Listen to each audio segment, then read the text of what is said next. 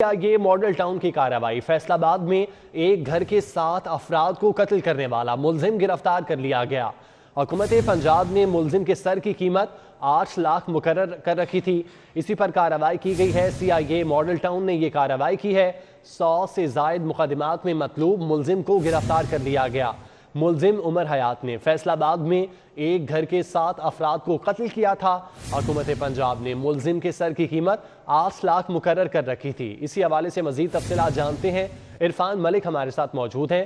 Irfan, CIA model town نے یہ کارروائی کی ہے، احوال بتائیے گا۔ جی بالکل، اس وقت ہم CIA ماڈل ٹاؤن میں موجود ہیں اور یہاں پہ پولیس کی جانب سے ایک بڑی کامیابی جو ہے وہ سامنے آئی ہے، جس میں پولیس نے 2.5 سال سے 7 قتل جو ہوئے تھے، ملزم جو اشتہاری تھا اس کو گرفتار کیا ہے۔ ملزم اس وقت ہمارے ساتھ موجود ہے، ملزم سے بات کریں گے۔ کب سے تم نے یہ کب قتل کیے تھے اور اس کے بعد اب تک تم گرفتار کیوں نہیں ہو پائے؟ کیا وجوہات بنی؟ 2.5 سال سے تم کس طرح روپوش رہے؟ سر میں رہے تو اتنے پنڈا تھاواں تے اگے پیچھے رہندے سے پولیس آتی سی، ایسے نس جاندے سی سر۔ تو اس کے بعد تم وارداتیں بھی کرتے رہے؟ ہاں جی، وارداتیں بھی کرتے رہے۔ کتنی وارداتیں اب تک کر چکے ہو؟ 20-25 کی ہیں سر۔ جی، جیسا کہ آپ نے ملزم کی بات سنی، ملزم کا کہنا ہے کہ وہ اس نے 20-25 وارداتیں کی، لیکن پولیس کا جو ریکارڈ ہے اس کے مطابق ملزم 100 سے زائد وارداتوں میں ملوث رہا، اور ملزم سے پولیس نے جو اس کے قبضے سے کلاشن جو ہے وہ برآمد کر لی ہے، جو اس نے قتل میں استعمال کی، اور اس کے ساتھ ساتھ جو ڈکیتی اور چوری کی وارداتوں میں یہ استعمال کرتا تھا۔ پولیس کا کہنا ہے کہ ملزم کو اب فیصل آباد بھجوایا جائے گا، جہاں پہ اس کیس کی مزید تحقیقات جو ہیں وہ عمل میں لائی جائیں گی۔ ٹھیک ہے عرفان، آپ ہمیں ڈیٹیلز بتا رہے تھے، بہت شکریہ آپ کا۔ آپ کو بتاتے چلیں کہ ایک گھر کے 7 افراد کو قتل کیا تھا ملزم نے، اور اس پر کارروائی کی گئی ہے۔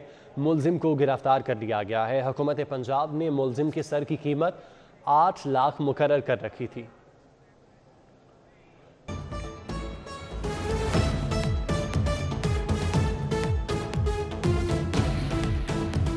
Welcome back. براہ راست لیے چلتے ہیں لاہور چیمبر، جہاں پر وفاقی وزیر science and technology Fawad Chaudhry تقریب سے خطاب کر رہے ہیں۔ تو ہم سے ایک بڑی سنگین غلطی ہوئی۔ وہ غلطی ہماری یہ ہوئی کہ ہم نے اپنی جو ملٹری کا جو ہمارا R&D تھا اور جو ہمارا سول R&D تھا، اس کو بالکل ہم نے سائلوز میں کر دیا، ایک دوسرے سے بالکل علیحدہ کر دیا۔ اس کے نتیجے میں ہوا یہ کہ آج ہم اپنی پاکستان مسلم ورلڈ کا سب سے ماڈرن میزائل سسٹم کا مالک ہے۔ ہم مسلم ورلڈ کی واحد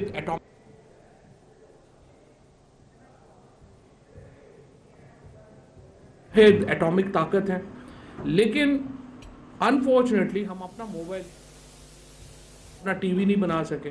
ہم الخالد ٹینک کے 60-65% جو تقریباً حصے بقائے ہیں وہ ہم خود بناتے ہیں، لیکن ہم جیٹس بناتے ہیں۔ ہم ان ملکوں جو کہ فائٹر جیٹس بناتے ہیں، ہم ان ملکوں میں شامل ہیں، اور ہم تقریباً اس کا 65-70% جو اس کا الیکٹرانک ہے وہ پاکستان کے اندر بنتا ہے، لیکن ہم اپنا جو ہے الیکٹرانکس میں سول سائڈ کے اوپر دیکھیں تو ہم وہ چیزیں نہیں کر سکے۔ پھر درمیان میں ایک اور بہت بڑا جو غلطی میں سمجھتا ہوں جو ہوئی، اور یہ سنگاپور کے طور کے اوپر ایک امپورٹ اکانومی ہم نے کریٹ کر دی۔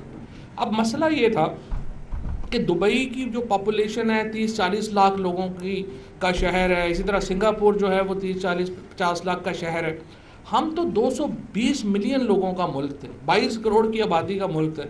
ہم تو امپورٹ اکانومی سسٹین نہیں کر سکتے جب تک ہم اپنی چیزیں نہیں بنائیں گے، جب تک ہم اپنی انڈسٹری کریٹ نہیں کریں گے، جب تک ہم اپنی مینوفیکچرنگ کریٹ نہیں کریں گے، نہ تو ہمارا امپورٹ کے اوپر گزارا ہو سکتا ہے، نہ ہم یہ کر سکتے ہیں۔ اب یہ جو اصل مجھے لگتا ہے کہ جو کریڈٹ جانا چاہیے پرائم منسٹر صاحب کو اور عمران خان صاحب کو، یہ ہے کہ ایک طویل عرصے کے بعد ہم نے پاکستان کے اندر جو انڈسٹریلائزیشن ہے اس کو ریوائیو کیا ہے۔ ایک مکمل ڈی انڈسٹریلائزیشن ہو چکی تھی، اور جو ہے اس کی طرف ہم لے کے آئے ہیں۔ اس میں جو سارے ہمارے جو کنسرنڈ لوگ ہیں، منسٹر ہیں،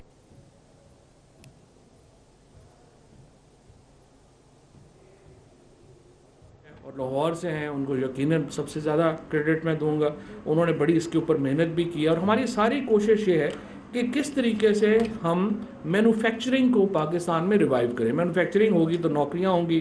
ابھی آپ نے دیکھا کہ ٹیکسٹائل کا جو بوم آیا ہے کتنے عرصے کے بعد, اس کے نتیجے میں اس وقت فیصل آباد میں اور جو ملحقہ علاقے ہیں ان میں ہماری لیبر شارٹیجز ہو گئی ہیں, کیونکہ نوکریاں زیادہ ہیں اور لوگ کم ہیں.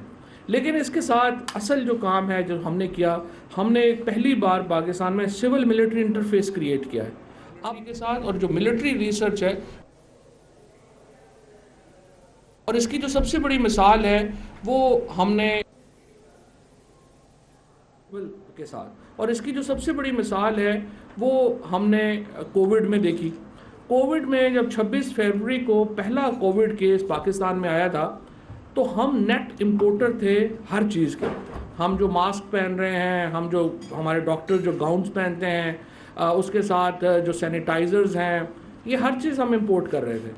اور الحمدللہ ministry of science and technology نے یہ پروجیکٹس جو کووڈ مٹیریل کے شروع کیے.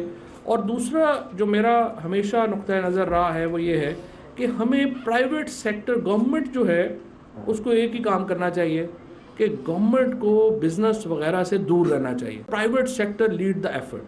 اگر گورنمنٹ کرنا شروع کر دے گی تو وہ اس میں آپ نتیجہ جو ہے وہ شروع ہونے سے پہلے ہی لکھ سکتے ہیں کہ وہ بیڑا غرق ہوگا, کیونکہ گورنمنٹ کا ایک سیکشن افسر جا کے بیٹھ جائے گا اور وہ سارے سسٹم کو جو ہے وہ آپ کا وہ نہیں چلنے دیتا. سو کووڈ میں بھی ہم نے یہ ایفرٹ کی.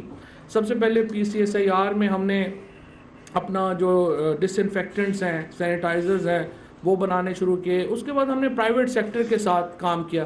اسی طرح سے یہ جو کووڈ کی, وفاقی وزیر science and technology Fawad Chaudhry media سے گفتگو کر رہے ہیں. FBR کا اثاثے چھپانے پر گلوکارہ آئمہ بیگ کے خلاف گھیرا تنگ. ذرائع کے مطابق FBR نے گلوکارہ کا آڈٹ کرتے ہوئے شو کاز نوٹس جاری کر دیا. گلوکارہ آئمہ بیگ کو جواب جمع کرانے کے لیے 15 روز کی مہلت دے دی گئی. آپ کو بتاتے چلیں کہ FBR کا اثاثے چھپانے پر گلوکارہ آئمہ بیگ کے خلاف گھیرا تنگ. ذرائع کے مطابق FBR نے گلوکارہ کا آڈٹ کرتے ہوئے شو کاز نوٹس جاری کر دیا ہے. تفصیلات جانتے ہیں, کیسر کھوکر ہمارے ساتھ موجود ہیں. کیسر, کیا ڈیٹیلز ہیں؟ جی بالکل, FBR نے آئمہ بیگ کو شو کاز نوٹس جاری کیا ہے. ان سے جاب طلبی کی گئی ہے اور ان کا آڈٹ شروع کر دیا گیا ہے. ان پر الزام ہے کہ انہوں نے اپنے جو بینک اکاؤنٹ ہے وہ FBR سے چھپائے تھے, ٹرانزیکشن چھپائی تھی اور ٹیکس جو ہے اس سے چوری کیا تھا. اس پر تمام پر ان کے خلاف کارروائی شروع کر دی گئی ہے اور انہیں شو کاز نوٹس جاری کر دیا گیا ہے. جی ٹھیک ہے کیسر, بہت شکریہ, آپ ہمیں تفصیلات سے آگاہ کر رہے تھے. آپ کو بتاتے چلیں کہ گلوکارہ آئمہ بیگ نے FBR سے بینک ٹرانزیکشن بھی چھپائی. ذرائع کے مطابق 2 سال کے اثاثہ جات بینک ٹرانزیکشن کی تفصیلات طلب کر دی گئیں. پنجاب میں نچلی سطح پر اختیارات دینے کا دعویٰ ٹھپ ہو گیا. نئے بلدیاتی ایکٹ کے تحت ڈسٹرکٹ ایجوکیشن اور ہیلتھ اتھارٹی بحال رہیں گی. وزیر اعظم کا پنجاب کو ڈی سینٹرلائز کرنے کا دعویٰ دھرے کا دھرا رہ گیا. پنجاب میں نچلی سطح پر اختیارات دینے کا دعویٰ ٹھپ ہو گیا. نئے بلدیاتی ایکٹ کے تحت ڈسٹرکٹ ایجوکیشن اور ہیلتھ اتھارٹی بحال رہیں گی. وزیر اعظم کا پنجاب کو ڈی سینٹرلائز کرنے کا دعویٰ دھرے کا دھرا رہ گیا. اسی حوالے سے مزید تفصیلات جان لیتے ہیں. علی رامے ہمارے ساتھ موجود ہیں. علی, بتائیے گا اس حوالے سے کیا ڈیٹیلز ہیں اور مزید کیا کیا تبدیلیاں کی گئی ہیں؟ بیان تھا کہ بلدیاتی نظام کے تحت اختیارات نچلی سطح پر دیے جائیں گے, لیکن جب نیا بلدیاتی نظام آیا ہے 2019 کے بعد, اب اس میں یہ اختیارات اب نچلی سطح پر منتقل کرنے کے بجائے بیوروکریٹس کو ہی دے دیے گئے. اب کیونکہ وزیر اعظم پاکستان کا ویژن تھا کہ پنجاب کو ڈی سینٹرلائزیشن کیا ہے, ان کی جائے گی, اور اس میں پنجاب حکومت نے نئے بلدیاتی نظام کے تحت ایجوکیشن اتھارٹیز اور ہیلتھ اتھارٹیز کو ویسے ہی بحال رکھا. صرف ان کا نام جو ہے وہ جوائنٹ اتھارٹیز کے نام سے ایک اس میں تبدیلی وہ لائی گئی. لیکن جو پنچایت کی سطح پر اختیارات دیے جانے تھے وہ اختیارات تو نہیں دیے گئے, لیکن یہ اختیارات صرف اب DC کے پاس ہی رہیں گے, ڈپٹی کمشنرز کے پاس. اور جو نیا بلدیاتی نظام ہے اس میں باقاعدہ پر افسران نے خاموشی سے یہ ترامیم کروا لی کہ ایجوکیشن اتھارٹیز اور ہیلتھ اتھارٹیز کو نچلی سطح پر اختیارات دینے کی بجائے اعلیٰ حکام تک اختیارات محدود رکھے جائیں تو بہتر ہے. اور اب کیونکہ نیا آرڈیننس آ بھی چکا ہے اور نئے آرڈیننس کے تحت اختیارات اعلیٰ حکام کے پاس ہوں گے, ना कि पंचायत की ठीक सतह है पर। अली, आप हमें बता रहे थे, बहुत शुक्रिया। आप कुछ बात करें सेनेट इंतखाबात के हवाले से जिसकी गहमा गहमी जारी है। मुस्लिम लीग नून और पाकिस्तान तहरीक इंसाफ के उम्मीदवारों ने कागजात जमा करा दिए हैं और ये कागजात जमा करवाने का सिलसिला भी जारी है। आपको बताते चलें कि इलेक्शन कमीशन ऑफिस में सेनेट इंतखाबात की गहमा गहमी जारी है। मुस्लिम लीग नून और तहरीक इंसाफ के उम्मीदवारों ने कागजात जमा कराने का सिलसिला जारी है। तफसीलात जानते हैं, कज़ाफ़ी भट्ट हमारे साथ मौजूद है। कज़ाफ़ी भट्ट, बताइएगा कितने उम्मीदवारों ने अब तक कागजात जमा करा दिए हैं? देखें जी, 11 नशिस्तें हैं और 11 उम्मीदवारों ने अब तक कागजात जो है अपने जमा करवाए हैं। 61 उम्मीदवारों ने टोटल अपने कागजात जमा करवाए थे, लेकिन अब तक 11 उम्मीदवार अपने कागजात जमा करवा चुके हैं। पीटीआई के 4 जबकि मुस्लिम लीग नून के भी 4 अरकान ने कागजात जमा करवाए हैं। पीटीआई की जानिब से खवातीन की नशिस्त पर डॉक्टर जरका ने अपने कागजात जमा करवाए हैं, जबकि सैफुल्लाह न्याजी, जमशेद इकबाल चीमा और मोहम्मद मदनी ने जनरल नशिस्त के ऊपर अपने कागजात जमा करवाए हैं। पीटीआई के ही इत्तेहादी जमात मुस्लिम लीग कायदे आजम के कामल अली आगा कल अपने कागजात जमा करवा गए थे, जबकि मुस्लिम लीग नून की जानिब से आजम नज़ीर तारड़ ने टेक्नोक्रेट की सीट पर अपने कागजात जमा करवाए हैं। मुशाहिदुल्लाह खान, सैफुल मलूक खूखर, सेनेटर परवेज रशीद और अफनान खान ने जनरल नशिस्तों के ऊपर अपने कागजात जमा करवाए हैं। अफनान खान मुशाहिदुल्लाह के साहबजादे हैं और उन्होंने रिकवरिंग कैंडिडेट के तौर पर अपने कागजात जो है वो जमा करवाए हैं, जबकि पीपल्स पार्टी के अजीमुल हक मिनहास ने भी जनरल नशिस्त के लिए अपने कागजात जमा करवाए हैं। जी ठीक है कज़ाफ़ी भट्ट, आप हमें डिटेल्स बता रहे थे, बहुत शुक्रिया आपका।